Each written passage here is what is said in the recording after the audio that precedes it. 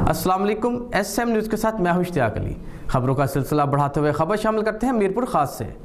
रमज़ान मुबारक का चांद नज़र आते ही मस्जिद में लोगों की रौनक लगना शुरू हो गई।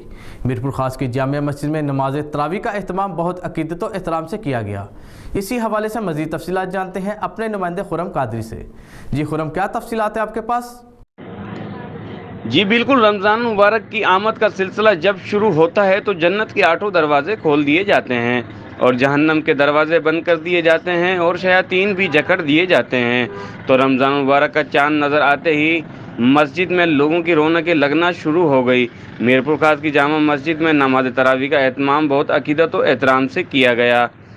बरकतें हासिल करने के लिए अवाम कसीर तादाद में मस्जिद का रुख करते हैं और तरावी कुरान पाक की तिलावत, नात ख्वानी, एतकाफ़ की फजीलत से मुस्तफ़ीद होते हैं और दीगर इबादत करने में, रब को राज़ी करने में मसरूफ़ रहते हैं। जी बहुत शुक्रिया खुरम तफसीलात से आगाह करने के लिए। अब तक के लिए इतना ही। मज़ीद खबरों के लिए देखते रहिए SM न्यूज़।